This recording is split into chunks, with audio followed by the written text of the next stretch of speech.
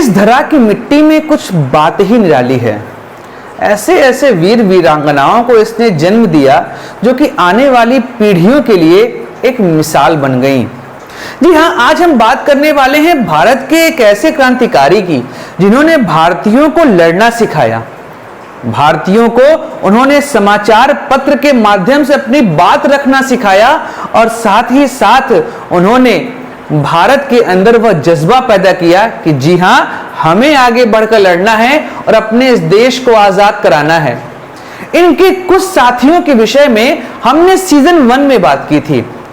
आप सीजन 1 के उन सभी 10 एपिसोड को जरूर देखिएगा जहां पर मैंने 10 क्रांतिकारियों के विषय में आपसे चर्चा की थी।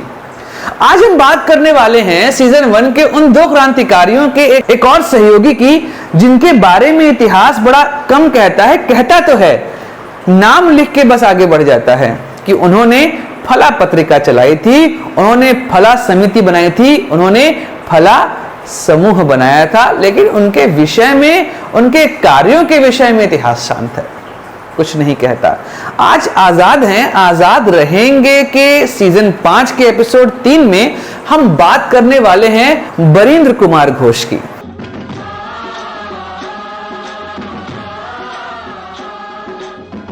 बरिंद्र कुमार घोष का जन्म 5 जनवरी 1880 को लंदन में हुआ था। ये अरविंद घोष और मनमोहन घोष के छोटे भाई थे। इनकी प्रारंभिक शिक्षा देवगढ़ में संपन्न हुई थी। बाद में इन्होंने पटना कॉलेज की प्रवेश परीक्षा पास की और वहां पर वह पढ़ने चले गए और वहां पर यह अपने भाई मनमोहन घोष के साथ रहते थे जो कि क्रांतिकारी विचारधारा के अग्रणी हुआ करते थे। उनके साथ रहते हुए इनके अंदर वह विचार उत्पन्न हुआ जिससे इन्होंने क्रांतिकारी गतिविधियों में भाग लेना प्रारंभ किया।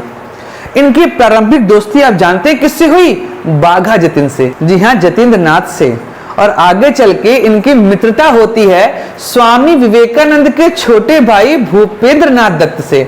अब सोचिए, जब संगत ही ऐसी है तो कार्य तो विरले किए ही होंगे। जी हाँ, इन्होंने आगे चलकर अनुशीलन समिति की स्थापना की।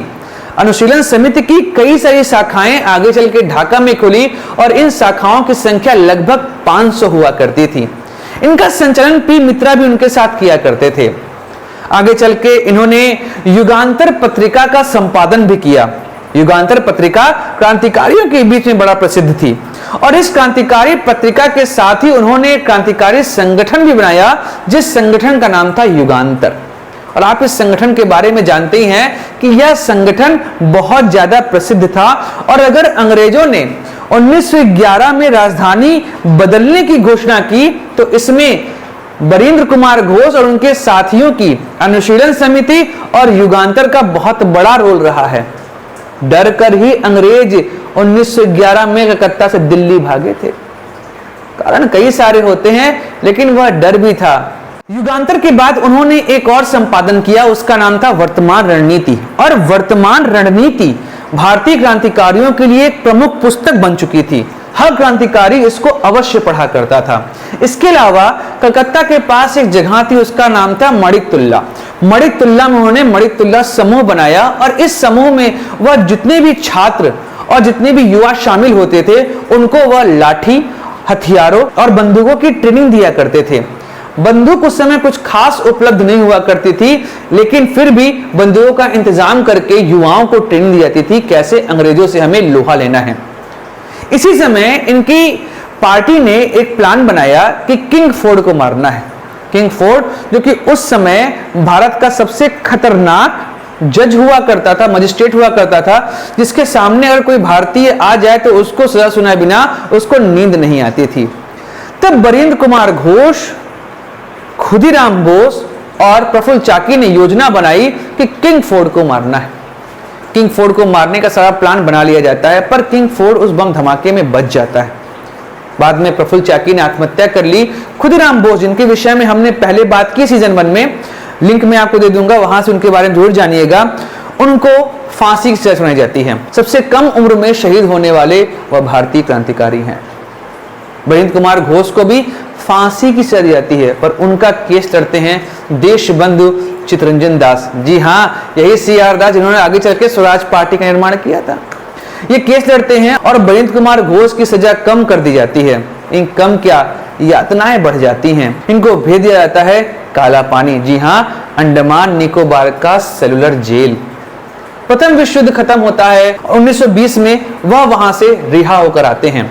उसके बाद वह लगातार संपादन में जुड़ जाते हैं और नई नई पत्रिकाएं वह निकाल के भारतीयों को जागरूक करते जाते हैं। बाद में उन्होंने एक और पत्रिका निकाली, उसका नाम था द डॉन ऑफ इंडिया। इसके अलावा द स्टेट्समैन और दैनिक बसुमती, जी हाँ, इन पत्रिकाओं को उन्होंने संपादन किया था। 18 अप्रैल 1959 को भारत मां का यह वीर सपूत अपनी अंतिम सांसें लेता है।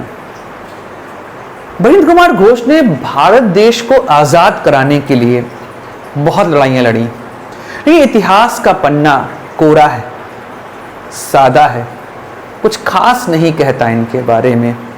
यह हमारा कर्तव्य है कि हम ऐसे क्रांतिकारियों की कहानियों को भारतीयों तक लेके जाएं, जिससे भारतीय यह समझ पाएं कि यह आजादी, यह खुली हवा में जो वह सांस ले रहे हैं, यह सांस लेने के लिए हवा उन्हें इतने आसानी से नहीं मिली है। हमारे पूर्वजों की शहादत इन हवाओं में घुली हुई है और हमारे अंदर वह जज्बा पैदा करती है कि हम अपने देश के लिए कुछ काम कर सकें।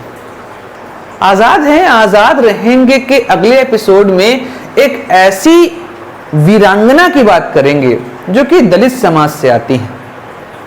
इनके विषय में इतिहास शांत है, कुछ खास नहीं कहता।